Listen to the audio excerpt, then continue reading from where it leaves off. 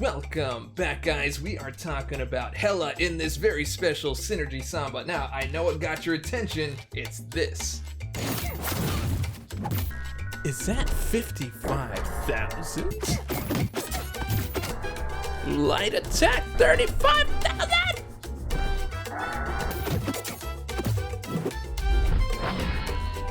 Now, in order to do that, you need to strike the perfect match, and that's how you make fire. This is another esto es el equipo.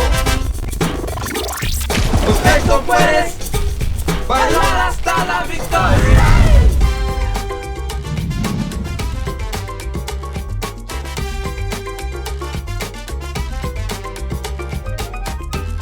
Okay, so what the heck is going on with a rank 3 5-star unawakened Hela? How is she doing that crazy damage? Well, it really comes down to this. When you charge a heavy attack with Hela, she continually gains fury buffs, granting a certain amount of attack depending on your rank.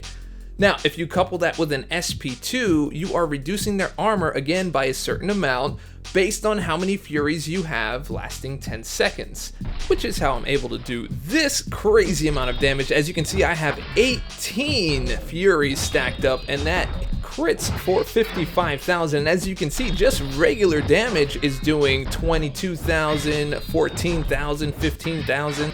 And of course, it's very impressive to take a screenshot and send it to your friends and your mama, but it's not really all that practical.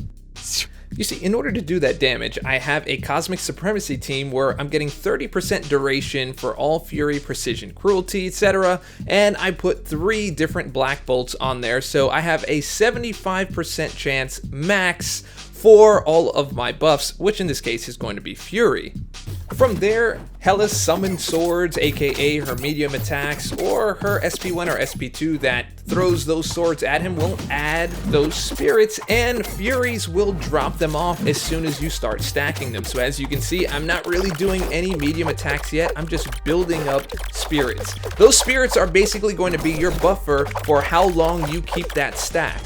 So this sometimes ends up being a little bit of a ramp up, but it's always fun to do that much damage. Now, this usually ends up being a crapshoot. This is why a lot of people don't use Hela, because you try to charge up and the AI knows exactly how to get you. Boom, as you can see, he waits till my heavy expires. Bam, and he comes in for the attack again. The AI is a little too smart for this. Now, before you used to be able to charge your heavy, and if you had enough skill, you could go ahead and intercept with your heavy when you released, but 9 times out of 10, they're just going to wait for you to release and come in and counterattack. So that's not really going to help you do much of anything.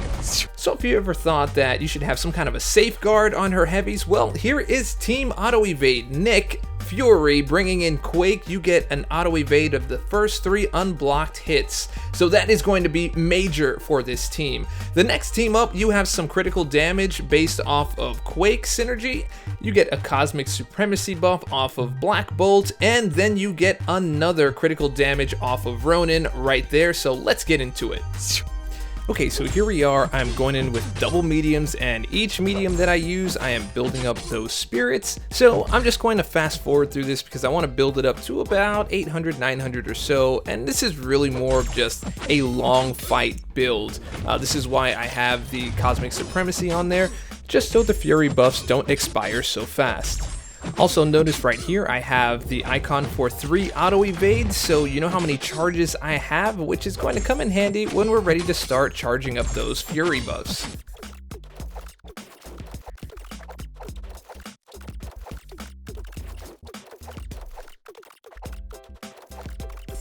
Okay, so I went a little overboard and went to 1275, but I wanted to build up to have my SP2 ready to go. So I'm gonna back off here and I'm gonna start charging, and you're gonna see that I either intercept him or when he comes in to attack, I get that auto evade right away.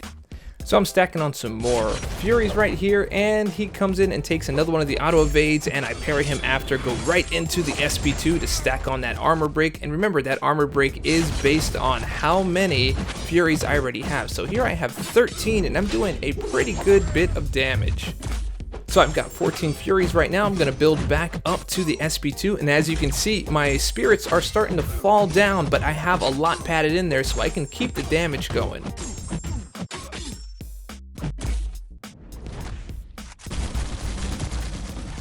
So we get the opening, we're going on in, right in with the SP2 connect, bam, and we have 14 Furies with that armor break, and check the damage on the way in.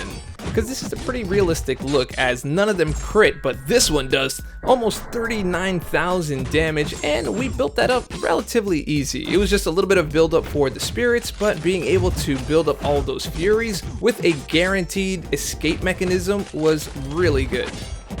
So we went and finished him off, and remember, this is a rank 3 5-star. Just imagine what a rank 5 5-star would look like. So I know what you're thinking, what am I supposed to do with that? That's not really practical in any kind of actual questing. So what I'm doing here is I'm switching the team around to a dual power gain team. So I'm getting rid of the Cosmic Supremacy and going with an Archangel and going with a Psylocke because they both pass a 5% power gain increase for a 10% total. So let's see what that looks like in a more questing situation. So up against Venom, one of my favorite fights, I'm going and building up those spirits as we did before, but this time we're not going to be building for so long. We're just going to get up to our SP2 and we're going to start charging right away. Now, because this isn't such a long fight, we don't need so many spirits, so you don't need that much of a ramp up, which makes this a lot more viable for questing. Now, as you can see, I'm not pushing him to his SP2 because I want his SP1. It's a 3-hit SP1, which gives me time to get back and just start charging up. So I'm looking to bait him out. I get the bait, I go all the way back and start charging, and you can charge with confidence. Bam, just make sure you parry after that first auto evade, and here we go. We got him with an intercept, still charging, got the parry, launched that SP2 right away, get right on into charging again because even if he launches a special, we get away, but he chose to dash and we got the parry and went right on in and got the massive damage to end it quickly. Here's another fight for example's sake. We're just going on in, we're building it a little bit of spirits up there. It's not going to be too long. We basically want to get to that SP2 and then charge up and end the fight. So here we baited out an SP1. We're going in with 2 mediums and we're going to start doing full-on combos so we can start building up our own power meter.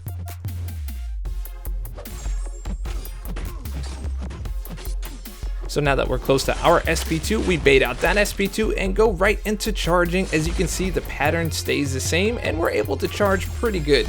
Now, it's really good practice to, once you get that auto evade, to parry right after so you get the opening. Now right here we have 9 Furies and we have a 6 Fury armor break and we end the fight pretty quick. Now here is another fight for 10 minutes sake. So we go on in, we're doing a full combo, and he is going to give us a couple of SP1s that we're going to dex out of the way from, but once we build up enough souls, once again, we can get right into the charging. So here comes that first SP1, we just go ahead and dex out that last piece, put in our combo. Now we are close to our own SP2, and we're going to dex out of this one and just stay in charge. So as you can see, the pattern is pretty much the same, especially when it comes to questing. Also, notice the AI acts a little bit differently now that it knows that I have an auto evade ready to go. It is a little bit more defensive, so doesn't matter. We knock him out anyway, we get a nice SP2 with some good crits, and we knock him out. Now, it's very important to remember the essentials. Nick Fury is essential, but when you click on Quake, you see that Ant-Man is also one of the options. So if you don't have a Quake, Ant-Man can definitely fit the bill. But Hela, Nick Fury, and either Quake or Ant-Man are absolutely essential. From there, you can swap out the last 2 based on what you're doing. As you saw, we switched out from Cosmic Supremacy over to Power Gain. You can even mess with an attack increase team, or you can go with a conditional attack team with Mastermind. So there's a lot of options to go around here with. Just make sure that you keep the core team together. Anyway guys, I hope you really enjoyed today's Synergy Samba. I think this is a really useful synergy. It mainly revolves around that Nick Fury and an evade partner, which is either going to be Quake or Ant-Man. So this really comes in handy for a lot of charge champions. Kamala Khan also comes into mind. So you want to have a way to safely charge and not take any of those pretty hard hits that you'll get from the AI. So anyway, let me know if you already knew about this or if you use this for yourself. But anyway, hopefully you loved the video, and if you did, you know what to do. Go ahead and share it with your friends and your mama, and remember, stay dorky, and I'll catch y'all on the flip. Oh. hippopotamus. Si escoges el equipo,